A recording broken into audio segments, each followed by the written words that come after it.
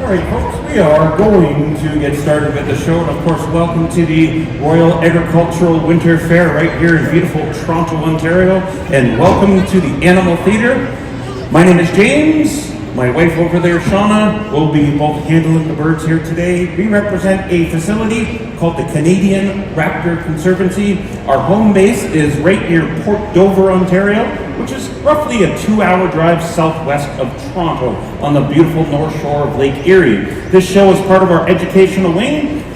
We try to educate the public on what these birds are and of course how they fit into our natural, wonderful world. A couple show rules. If a bird flies by, we just ask you don't reach out and touch it. If a bird lands beside you, we ask you don't turn around and give our bird a big hug. First bird in the show is going to be a bird. If you do any driving in the Toronto area along the Gardiner Expressway, you've seen this species of hawk before. They quite often sit on our lampposts. They sit on our, on our fence post. You often see them sitting on an Ontario road sign as you're driving by on the Gardiner Expressway QEW. Quite a common bird to see. And I think Shauna's getting herself in the right spot up there. This is a very special bird to us, one of the first birds I personally ever trained. And you're going to see what species it is as soon as he opens up his wings, because he has the most beautiful tail. Let's see if we can get this guy over here. Come on over here, buddy. He's looking around. This guy is a veteran of many, many shows. And every time he comes out, he's a little bit he has to look around first and make sure he gets his bearings. Here he comes. And if you look very closely as he glides down, oh, there he goes. Dropped his food right over the other side. And you folks can probably see him quite well. He has a beautiful brick red tail. This is none other than a species of hawk called a red-tailed hawk. The hawk quite often seen along the sides of our highways. And I said this is a very special bird. Here's why. April 2023, April 23rd, matter of fact, this bird actually turned 35 years old. I guess the obvious question, how long does a red-tailed hawk actually live? We're not quite sure. We're hoping into his late 40s. We see people say an average age of about 30 or so. We've surpassed that. And I think with this guy, what's very important is we keep him active. More activity in his life keeps him healthy, keeps him nice and fit. Now, if you were to get on the Trans-Canada Highway and drive south, or if you were to drive east or west from Toronto, to the east coast, to the west coast, you'd find this species in every stop along the way. We're right here in southern Ontario. This bird actually here he comes, all right. Just a little bit over the fence post there. Perfect, all right. The trip of southern Ontario, we're the only place in Canada that keeps our red-tailed hawks year-round. Every other population in Canada migrates south for the winter months. All head south for the winter. We keep our red-tails. A matter of fact, we get more red-tails. We get the northern birds that come south. His eyes got really dark. Matter of fact, red-tailed hawks add a little bit of color to their eyes every year of their life. If you saw him up close, you'll notice his eyes are dark chestnut brown.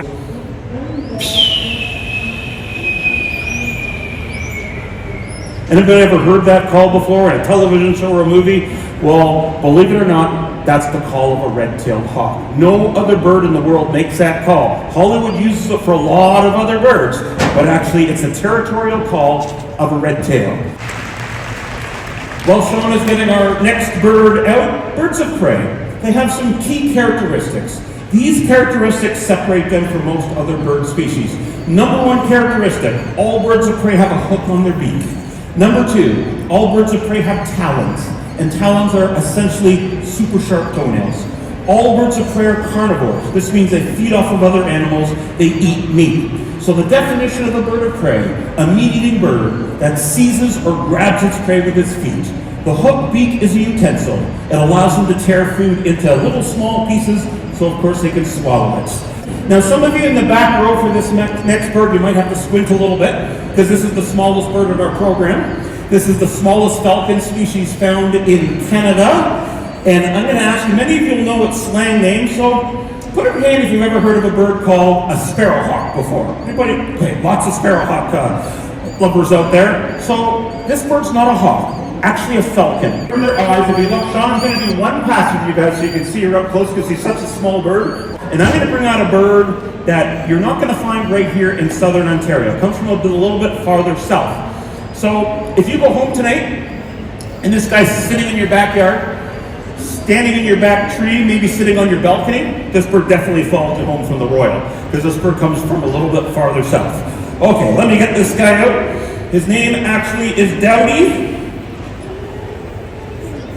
Let's get Dowdy out. There you go. And Dowdy actually is a species of hawk, folks, called a Harris hawk. And where you'd find a Harris hawk is in the deserts of the southwestern United States and Mexico. So places like Texas, Arizona, Southern California, and the deserts of Mexico itself would be the home range for this beautiful hawk species. And also a very complicated bird for us to work with in an indoor setting like this. See if I can get this guy out. I'll explain why he's a little bit more complicated than some of the others. Just a second here. Go.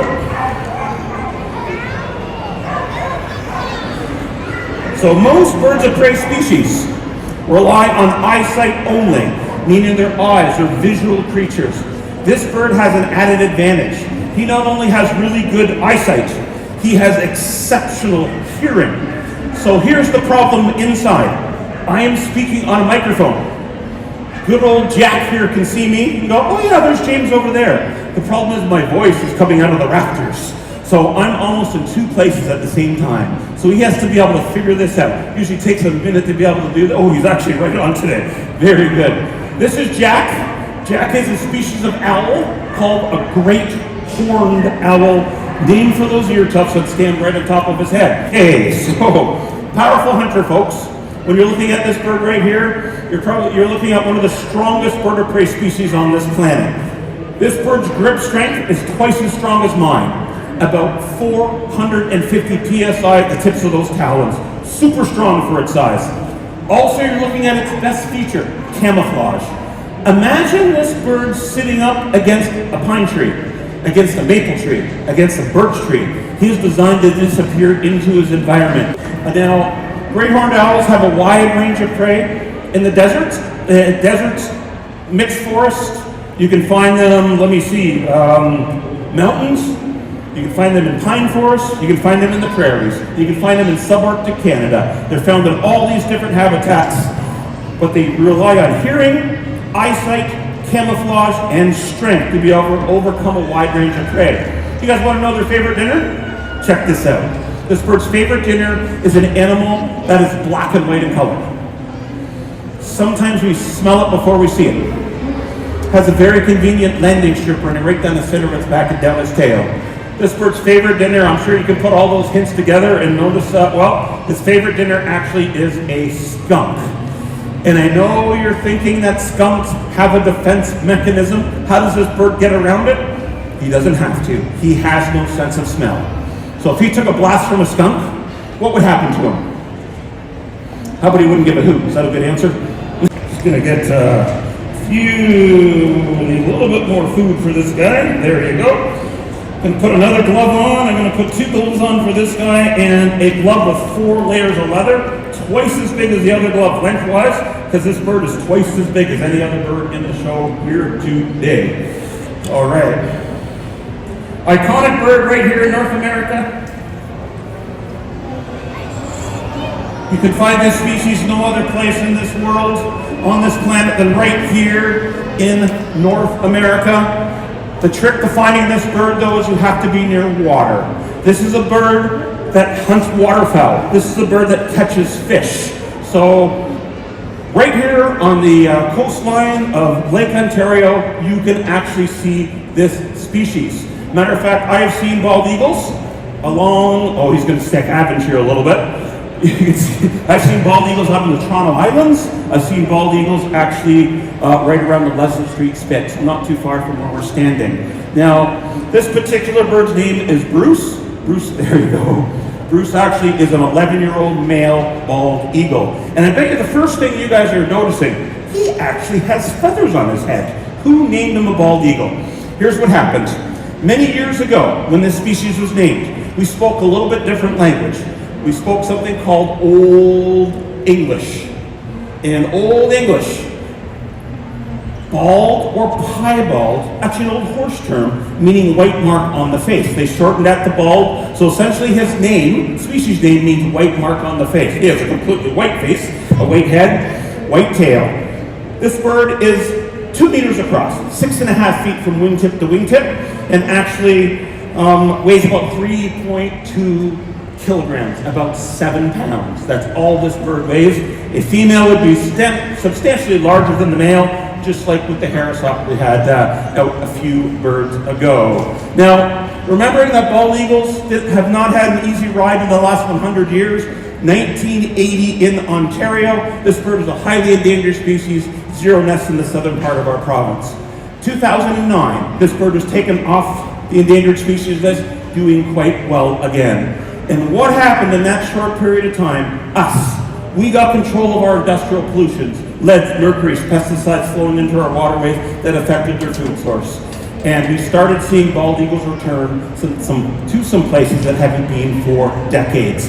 So next time you're out on the water in Ontario, have a look for the bald eagle. Quite a prominent sight to see on the larger lakes, rivers of Ontario, including right here on the north shore of Lake Ontario, right here in Toronto, Ontario.